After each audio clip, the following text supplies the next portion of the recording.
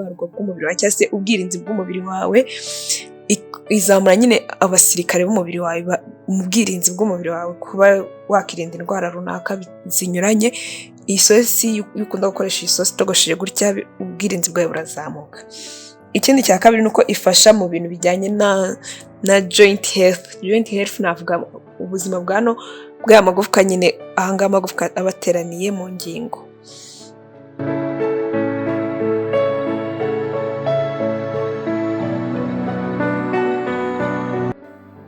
What's up my people, meze neza? Nanjye meze neza ndashima, nawe wiriwe neza, waramutse neza bitewe n'igihe uboneye iki kiganiro. Nongeye kuguha ikaze rero kuri Ivine 250 nk'ibisanzwe. Ni Ivine, tugiye kwana mu gikoni, tugiye gutegurana isosi y'umufa cyangwa se inyama zitogosheje. Hano rero natangiye ndi kuronga inyama zanjye, ndi kuzishyira mu isafuriya nshyiramo amazi kugira nze kubona uko nzironga zamaze kuvamo ubukonje kubera ko zari ziri muri firigo.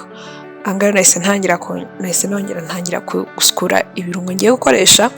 Nakoreshejemo poivro imwe, seleri, poiro n'igitunguru kimwe gisanzwe. Hano ndi gutunganya udupoiro kugira ngo ukuremo ya micanga ibirimo baba badusaruranye.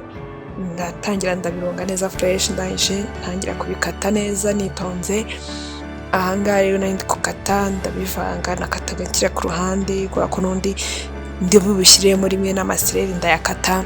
Nkoreshamo n'inyanya rero enye kubera ko ndashaka ko iza kuba ifite agakara, itaza kuzisakura kuntu ibisa umweru kuntu, ariko niyo isa umweru ubona idateye apeti mu kuntu. Ariko hano ese nshyiramo inyanya, nta kindi kintu nashyizemo, nta kindi kirungo nashyizemo cyaba icy'amapawuda cyangwa se iki, nakoresha ibintu biri naturel gusa. Aha rero nahise ntangira kuronga inyama zanjye, zishyira mu isafuriya ngiye kuzitekamo. Nsoje rero nahise njya kureba ibirungo nakoze, nari namaze kubikata. Inyanya nazishyize mu kablender, gisigaye no kuziblendinga gusa. Rero inyama iyo ugiye kuziteka ushyiramo amazi bitewe n'uko inyama wazumvisha uri kuzironga. Iyo inyama ikomeye ubikoraho ukabyumva, niyo yoroshye uyikoraho ukabyumva. Rero ushyiramo amazi bitewe n'uko wazumvishe niba zoroshye cyangwa zikomeye. Hano rero mfite n'agatungurusumu, ndashyiramo na tungurusumu, nahise nshyiramo bya birungo byanjye, then ngiye guhita nshyiramo n'agatungurusumu. Ikindi kintu rero nakubwira, iyi sosi uretse kuba wenda inyama ziryoha abantu benshi tuzikunda, ikindi nuko iyi sosi itogosheje gutya y'inyama harimo ibintu izagufasha bitandukanye mu buzima bwawe. Ikintu cya mbere nuko iyi sosi itogosheje gutya izamura ubudahangarwa bw'umubiri wawe cyangwa se ubwirinzi bw'umubiri wawe. Izamura nyine abasirikare b'umubiri wawe mu bwirinzi bw'umubiri wawe kuba wakirinda indwara runaka zinyuranye. Ahangaha rero nari ngiye kublendinga inyanya, nari nagiye gucana imbabura ntegereje kwifatwa, ndavuga kugira ngo mbe mpfu ubusa reka nze blendinga inyanya. Nahise nza kublendinga inyanya. Ikindi rero ntaribagirwa, twari turi kuvuga ifasha ubuzima bw'amagufwa yawe nyine, cyane cyane hano ateranira mu ngingo. Ntago ugira biriya bintu byo kubabara mu ngingo yo ukoresha isosi y'umufa nyine itogosheje gutya. Ahangaha imbabura imaze gufatwa njya guterekaho, ndavuga kadindire noneho bishye, murabizi by'imbabura namwe. Aha rero hari hashize akanya nsubira kureba nsanga byatogose. Ntakiramo agasenda, nibagiye kugashyiramo, kandi agasenda burya ndagaprefera kuko kararyoha. Nshyiramo n'umunyu, umunyu nawo nagereranyije, ntabwo ngize njya gupima. Nshyiramo na za nyanya zanjye, ndongera rero ndapfundikira, ndavuga kambe ntegereje. Urabona isosi nuko yaje kurangira isa, byaje kurangira uko nguko iri gusa, imaze gushya, inyama zahiye, ibintu byose bimeze neza fresh. Ese nteruraho rero njyana mu nzu kwarura ngo ndye.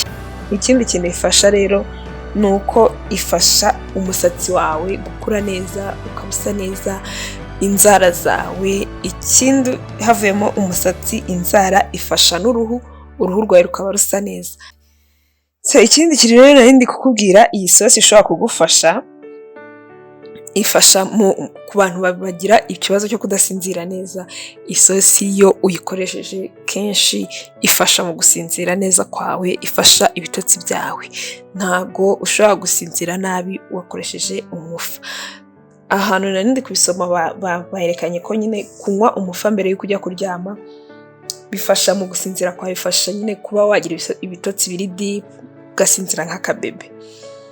So ahangaha rero nari maze kujyana mu nzu ya sosi yanjye, maze kwitereka mu nzu, ndi gushaka agasahani ngo naruriremo inigiye bundi numve se koko biraryoshye. Ariko biraryoshye, uzabigerageze nawe. Narabiriye numva 10/10. Uzagerageze nawe bitogose ubirye. Ujye ugerageza, ntimukajye mukunda kurya inyama zikaranze gusa, ntabwo aba ari sawa.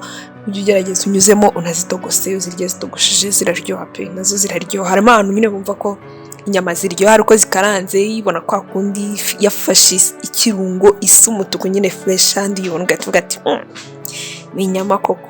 Rero ntabwo ari byiza ko uzirya zimeze kuriya, wajya unyuzamo ukanazitogosa gutya. Murabona ko agasosi kanjye kasaga neza, nubwo nyine kari agatogosanyo, nta bindi birungo byinshi nagiye nshyiramo, byari ibirungo bya naturel. So ibi rero ni bimwe mu byo nabashije kubona iyi sosi yagufasha ubaye uyifata, ubaye uyikoresha kenshi gashoboka, yagufasha muri ibi bintu twavuze haruguru. Ikindi nuko ngushimiye wakoze subscribe, nongeye gushimira gukora comment, ukora like. Imana iguhe umugisha, ubana natwe mu biganiro ku munsi ko twauploadinze, ukabana natwe. Imana iguhe umugisha. Thank you so much. Ahangaha rero nagiye gutestinga, agiye kurya ngo numve ukuntu bimeze, ariko byanyokeje. Ndavuga ati wallahi, nubwo byari biryoshye ariko byari biri no kotsanya. Nahise rero ndindiraho gatoya kugira ngo ibanze ihoremo gake, nze kubirya. Kurumva iri kurya ibintu bishyushye cyane ntago wumva taste yabyo, ariko byari biryoshye pe. Nabwo ariko byari biryoshye, nari nzi ihoramo gakeya, ntiyahora burundu, ariko nanone ntiyaba igitwikana.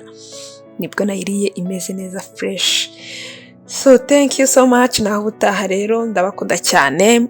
Naho mu biganiro by'ubutaha, wowe warebye ikiganiro kugeza aho kigeza ngaha, Imana iguhe umugisha. Turagukunda cyane. Thank you so much. Bye bye. I love you.